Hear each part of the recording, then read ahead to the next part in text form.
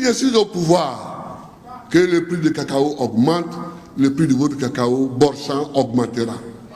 Quand je suis arrivé au pouvoir, le cacao était acheté à 400 francs le kilo Borchamp. Aujourd'hui, il est acheté à 1100 francs. Aujourd'hui, il est acheté à 1100 francs.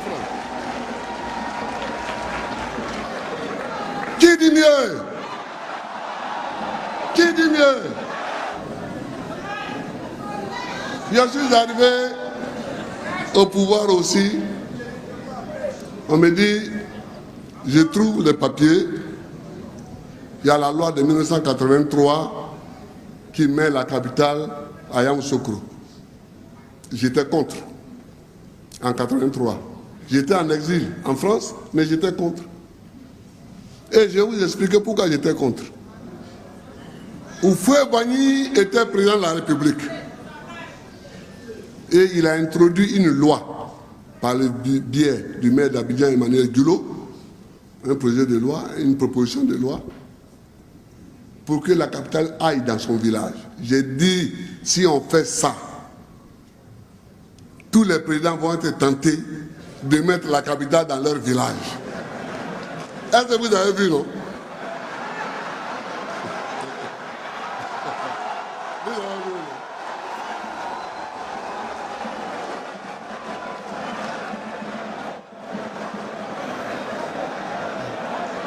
Vous avez vu?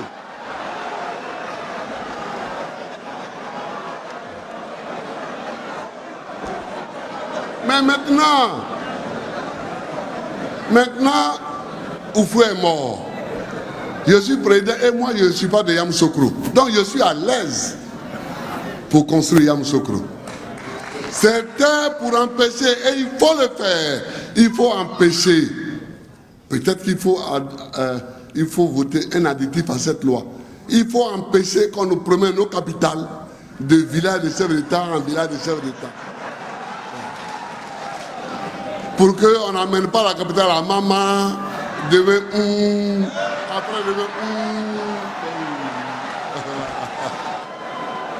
Maintenant, on peut bâtir Yamoussoukro.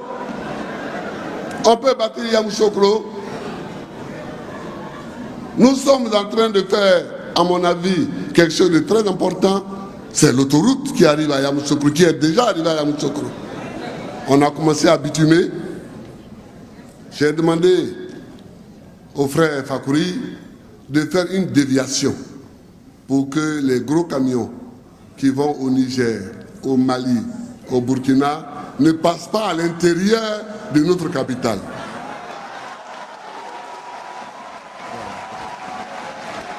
Et il va le faire, c'est programmé. Nous sommes en train de le faire. Les travaux d'infrastructure, nous le faisons. À Yamoussoukro. Yamoussoukro est devenu le laboratoire qu'il était avant. Et nous faisons tout le travail que nous devons faire. Nous aurons une nouvelle capitale où les gens vont venir de partout pour régler leurs problèmes. Chers amis, mais on ne s'arrête pas là. Les chantiers ne s'arrêtent pas là. Vous savez que nous sommes en concurrence avec les autres ports d'Afrique. Quand je suis arrivé au pouvoir, le port d'Abidjan manipulait seulement 14 millions de marchandises par an. J'ai dit à Gosso, viens ici. Toi, tu ne seras pas ministre pour le moment. Tu vas être directeur du port, mais avant la fin de mon premier mandat, il faut que tu amènes les marchandises à 20 millions de tonnes. Aujourd'hui, nous sommes à 25 millions de tonnes. Aujourd'hui, nous sommes à 25 millions de tonnes sur le port d'Abidjan. Chers amis, c'est ça les travaux que nous faisons. Je ne suis pas candidat pour m'asseoir sur le fauteuil présidentiel. Je suis candidat pour travailler. Je suis candidat pour travailler. Il y en a qui viennent, ils regardent le fauteuil présidentiel, ils pensent que c'est vide parce que je suis en train de travailler. Et ils croient que c'est vide. Ils croient que le fauteuil n'a pas de propriétaire. Ah, le fauteuil a un propriétaire. Son propriétaire, c'est le peuple de Côte d'Ivoire. Le propriétaire du fauteuil présidentiel, c'est le peuple de Côte d'Ivoire. Et il n'est jamais vide. Même si celui qui l'occupe se lève momentanément pour aller surveiller les marchés et les chantiers, mais il y a quelqu'un. Si c'est ça qui vous donne envie, retournez. Retournez où vous étiez. Donc, le Grand Abidjan, c'est non seulement le troisième pont, les Ivoiriens, oui, troisième pont, oui, on va le faire. Mais le troisième pont retarde un peu pour une petite raison que je vais vous expliquer. Les gens ont voulu faire le troisième pont entre Marcory et Cocody en mettant un péage. J'estime que ce n'est pas une bonne idée. Si on met un péage entre Marcory et Cocody, moi je connais les Abidjanais, ils ne vont pas aller prendre ce pont-là, ils vont venir encore renouveler l'embouteillage sur le deuxième pont et sur le premier pont. Donc, nous avons du travail et nous travaillons. Sur l'agriculture, l'agriculture, le cacao. Je vous ai dit, le cacao a commencé à être cultivé en Colombie.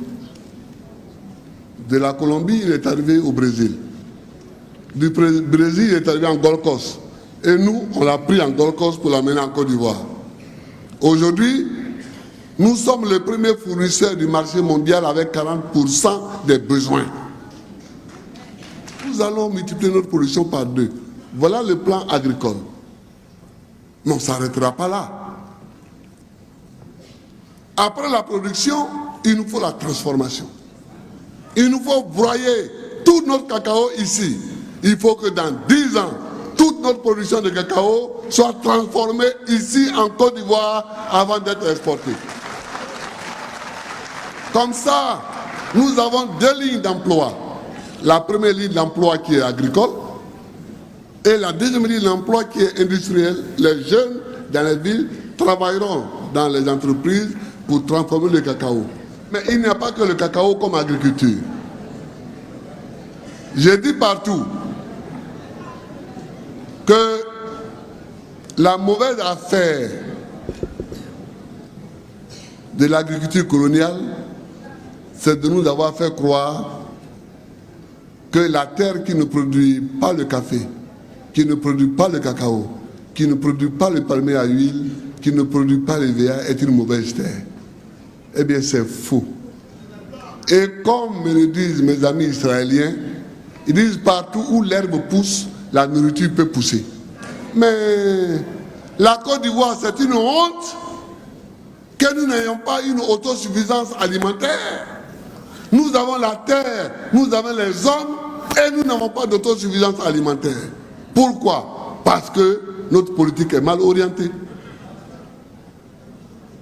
Je veux réduire la dépendance de la Côte d'Ivoire en riz vis-à-vis de l'extérieur. Donc, après les élections, nous allons monter ici même, en Côte d'Ivoire, des usines pour faire le montage des machines qui sont déjà fabriquées au Brésil et qui vont venir à pied détaché. Nous allons les monter ici et les mettre à la disposition des coopératives. C'est ça que nous allons faire. Il nous faut produire du riz, du manioc, de l'igname, du sorgho, du mil. Tout ce que nous mangeons, il nous faut le produire. Et pour le commerce, il faut que les Ivoiriennes et les Ivoiriens se lancent dans un commerce parce qu'il y a la place pour le commerce. Nous allons créer une banque pour l'emploi.